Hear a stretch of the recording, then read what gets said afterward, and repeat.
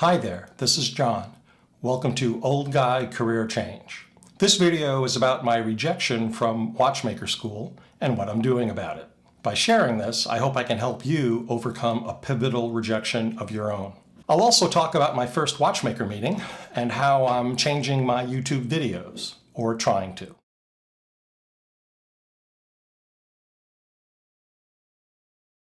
The Watch Technology Institute, aka WTI, enrolls one class per year. The class is 12 students. In recent years, they've had far more applicants than seats. When I took my final admissions test, I overheard someone saying that they had more than 100 applicants for their 2024 class. The 2024 class is full, and they're now accepting applications for their fall 2025 class. I was laid off in January, and I've been contemplating what I want to do with the rest of my life.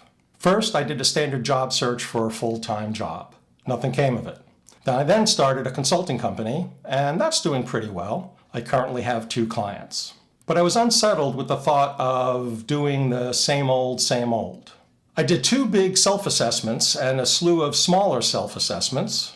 By the way, I'm not shilling for my channel exactly, but my journey is chronicled in my previous channel videos. Go watch them to get all the details. Remember to click the like button.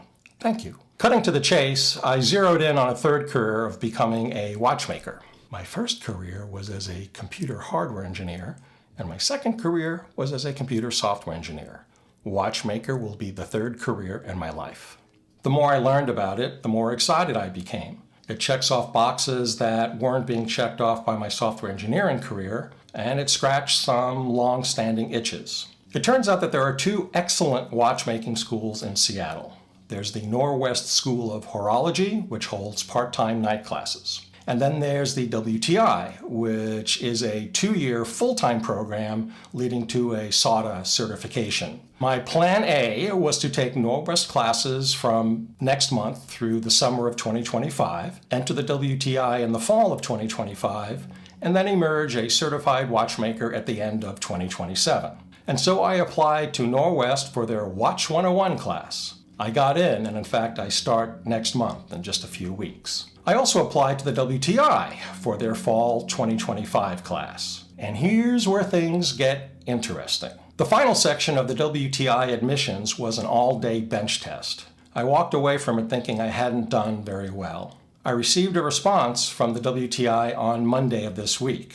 They rejected my application. I won't discuss what was on the test because that would be like sharing test answers, but I will share that it involved manipulation of mechanical watch parts, and my performance there wasn't what they wanted to see. I had never done any of the bench tests exercises before. From that perspective, the fact that I got them even partly right could be seen as a positive. But you know what? That doesn't matter. And dwelling on that would just be a rationalization. All that matters is I didn't measure up to their standards. Let's be real. It's rare that a plan proceeds steadily to victory without a hiccup. Your application can be rejected. You can discover you need more training than you had planned on. You discover that the career switch will be more expensive than you had expected, or maybe more disruptive to your life than you had expected.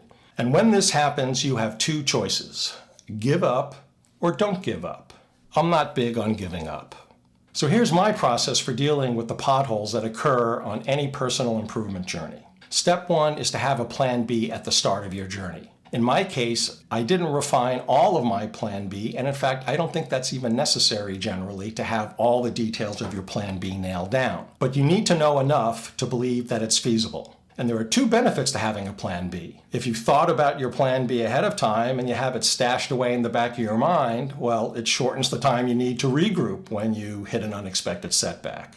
And it increases your self-confidence. Without a plan B, you're walking on a high wire without a net. Having a plan B helps you feel more confident of your eventual success and to have less stress along the way. And that, in point of fact, increases the chance of plan A succeeding. Step 2 is steeling yourself for the unexpected problems that you will encounter along the way. It's as though the universe wants to keep things as they are, and it's going to exact a toll on anyone trying to change. You don't know when or where the problems will occur, but you should expect they will. Step 3 happens right after the bad news. Step 3 is giving yourself 1 hour to feel bad about it. I firmly believe that trying to squelch off negative reactions is a form of toxic positivity. It guarantees that negativity will in fact remain embedded in your mind. Hey, you just got rejected, that sucks. You have the right to feel lousy about it. You were just told you won't qualify for the scholarship you were counting on, or the company that you were counting on for an internship has changed their mind. You can call it mourning for your plan A's demise or taking time to make it real. Whatever you call it, it's okay. You're depressed, you're in a funk, call it whatever you want. It's healthy, in fact, to do that. Do it, then get over it. Spend only an hour being in a funk. And then step 4 is to switch to your plan B and never look back and to continue onward. Plan A was to be accepted to WTI this month so that the 2025 class was a lock. I would hope for a waitlist miracle that would let me enter in 2024. Now, based upon my application date, I know that I would have been number 4 on the waitlist for 2024. So to be moved off the 2024 waitlist would require 4 students out of 12 withdrawing, which was super unlikely. I mean, how many schools do you know of where 1/3 of the entering class changes their mind? Not many, possibly never. So without that waitlist miracle, I would attend night classes at the Norwest School through the summer of 2024, and then start at the WTI in the fall of 2025. Plan B, if I didn't get into the WTI, was to retake the admissions test at a later time. I didn't know exactly what the timing would be or how much of it I would have to retake, but I researched enough to know that that would be an option. When I received the rejection, I was not happy about it. And an hour after that, I picked myself up and I switched to Plan B. I refined the missing details, and then I'm not looking back. Plan B it is. I'm already enrolled in the Norwest School of Horology's Watch 101 class starting next month. I'll enroll in Watch 102 after Watch 101 ends. There's a 3-course sequence for the first year: Watch 101, 102, and 103. So by the time I retake my application for the WTI in January, I'll have 101 under my belt and half of 102. In my free time, I'll practice. I've already bought a metalworking book, and I've got my eye on some tools to buy. I'm debating whether to buy them now or just to wait a couple of weeks. In the Watch 101 class, the first night, there's, among other things, a list, a discussion, and a list of recommended tools to buy for the class. And so the instructors will recommend certain tools to buy and where to buy them from. So I might just wait a couple of weeks and buy their recommendations. I'll reapply in January for the fall 2025 WTI class. I don't know if I can retake just my bench test or if I need to redo it all. But you know what? I don't care. I'll do whatever they want. With my Plan B, entering the WTI in the fall of 2025 can still happen.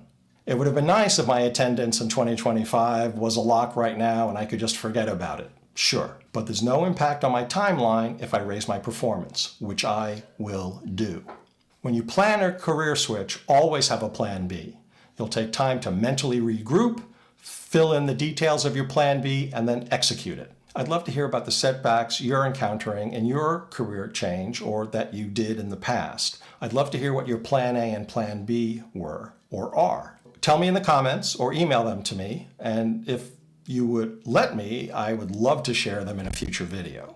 Here's another bit of watchmaking news. I attended my first meeting of the Washington Watchmakers Clockmakers Association. There were about 25 people there, and I made quite a few new friends. There were lots of refurbished watches and tools and calibers on display, lots of chatting about who's doing what with watches and clocks. There was a presentation about accurate watch timing and beat measurement. It was very fun, and I'm looking forward to the next meeting. Next, I want to talk about these videos. When I started this channel, I made my videos reading from an outline. I thought my delivery wasn't polished enough. I'm not a natural public speaker, in case you didn't tell, and I thought that I tripped over my words too often. You take time to watch my videos. I owe it to you to make the best video possible. So I changed to writing a script beforehand, editing it, polishing it, juggling the words around, making it just right, and then setting it up in some teleprompter software that's off to the side of the camera, and I've done that about 10 times now. It has a different problem. I think that I can sometimes sound stilted. I'm going to try now a third way, and I don't know if I'll be really good at it, but I'll just share this. I'm going to make a script, and I'm going to, polish the script, but I'm going to allow myself to deviate from it. I'm trying to see the script, or I will try to see the script as a suggestion of what to say and not be overly bound to it. There are actually teleprompter rigs where you've got a camera and then a cheap iPhone that generates the text, and then there's a partial mirror so you can look right at the camera while you see the text. It's like, yeah, I could do that. I'm kind of hoping that I can avoid it. I would like to be able to do this with just my smartphone. I owe it to you to be as efficient as possible with my delivery because your time is valuable. And I'm going to continue trying to do that. There's also the possibility that maybe I'm thinking about all of this too hard and I'm actually doing not half bad. I'd love your feedback in the comments.